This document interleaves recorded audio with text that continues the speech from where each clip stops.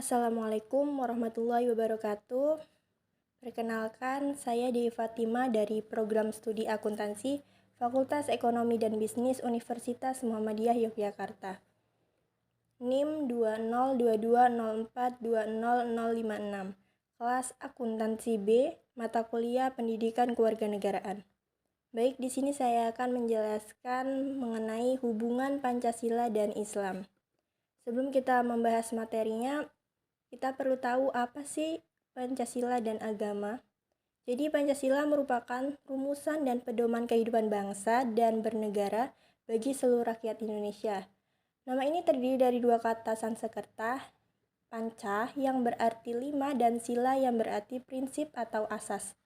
Kemudian agama itu ajaran sistem yang mengatur tata keimanan kepada Tuhan Yang Maha Kuasa serta tata kaidah yang berhubungan dengan pergaulan manusia serta lingkungannya. Pancasila sebagai ideologi negara menjadikan setiap warga negara dengan ideologi Pancasila memiliki hak asasi manusia untuk dapat memeluk agama dan menjalankan ibadahnya sesuai dengan ajaran agama yang dikehendakinya. Pancasila mencantumkan mengenai prinsip-prinsip cinta tanah air sekaligus taat dalam beragama. Agama juga mengajarkan hal demikian setiap pemeluknya taat dalam beragama dan mencintai tanah airnya. Keduanya ini saling mendukung dalam mewujudkan cita-cita bangsa Indonesia. Kemudian hubungan agama Islam dengan Pancasila itu apa sih? Jadi di sila terdapat hubungan dari sila pertama sampai kelima. Sila pertama Pancasila disebutkan dalam Al-Quran, dan Tuhanmu adalah Tuhan yang Maha Esa, tidak ada Tuhan melainkan Dia yang Maha Pemurah lagi Maha Penyayang. Quran Surat Al-Baqarah ayat 163.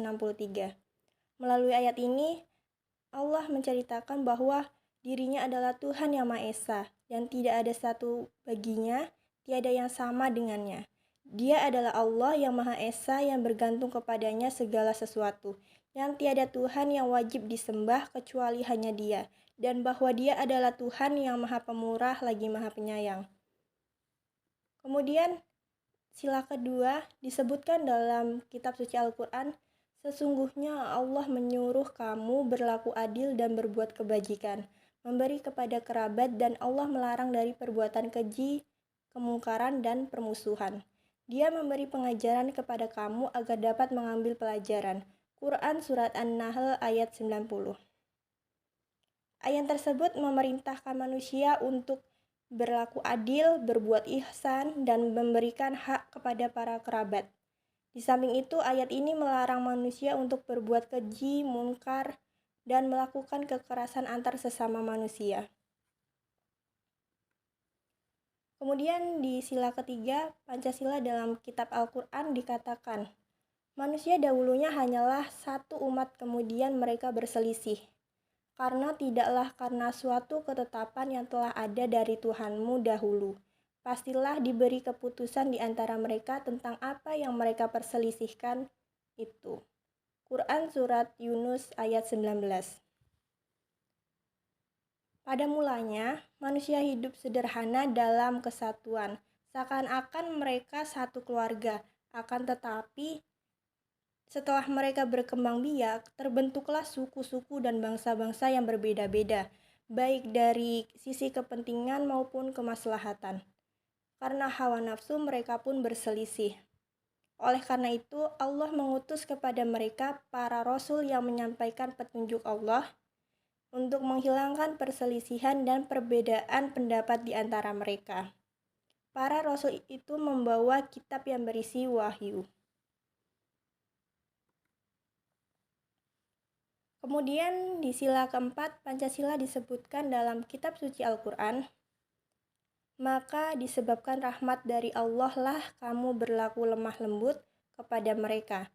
Sekiranya kamu bersikap keras lagi berhati kasar, tentulah mereka menjauhkan diri dari sekelilingmu. Karena itu maafkanlah mereka, mohonlah ampun bagi mereka dan bermusyawarahlah mereka dalam urusan itu. Kemudian apabila kamu telah membuatkan tekad, maka bertakwalah kepada Allah. Sesungguhnya Allah menyukai orang-orang yang bertawakal kepadanya. Quran Surat Al-Imran ayat 159. Di sila keempat ini ada beberapa poin yang terkandung dalam ayat ini. Yang pertama, Rasulullah memiliki sifat lemah lembut dan sifat itu disebabkan oleh rahmat Allah. Manusia menyukai pribadi yang lemah lembut, sebaliknya membenci kata-kata kasar dan sikap keras hati. Manusia akan menjauh dari orang yang suka berkata kasar dan hatinya keras. Rasulullah memiliki akhlak yang agung, diantaranya adalah pemaaf, suka bermusyawarah dan tawakal. Allah Subhanahu wa Ta'ala memerintahkan hambanya agar memaafkan orang lain dan mengutamakan musyawarah dalam mengambil keputusan. Ketika musyawarah telah menghasilkan keputusan, maka harus dilaksanakan dengan dilandasi tawakal kepada Allah Subhanahu wa Ta'ala. Kemudian di sila kelima, Pancasila juga disebutkan dalam kitab suci Al-Quran.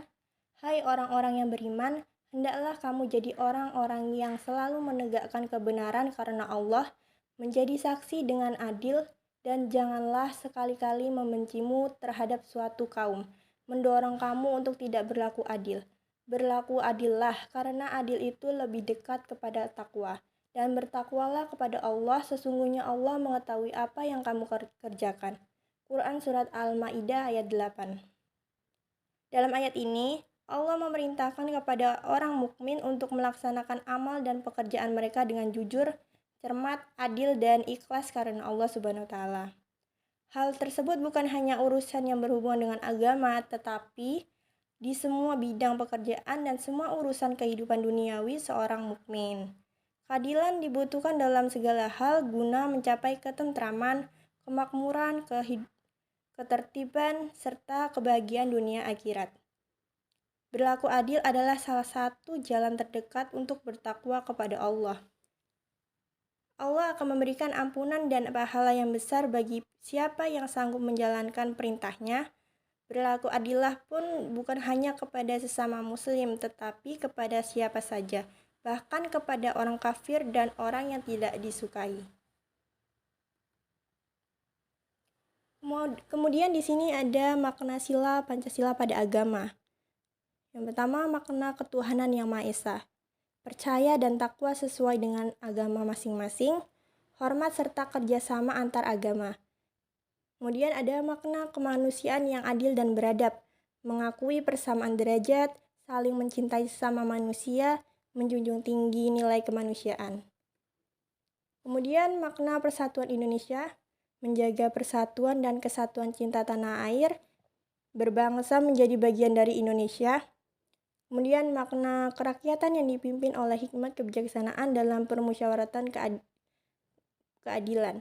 Yang pertama ada mengutamakan kepentingan negara dan musyawarah masyarakat, tidak memaksakan kehendak orang lain, mengutamakan budaya bangsa. Kemudian yang terakhir ada makna keadilan sosial bagi seluruh rakyat Indonesia, menolong sesama, menghargai orang lain, bersikap adil. Itu tadi presentasi dari saya, kurang dan lebihnya saya mohon maaf. Wassalamualaikum warahmatullahi wabarakatuh.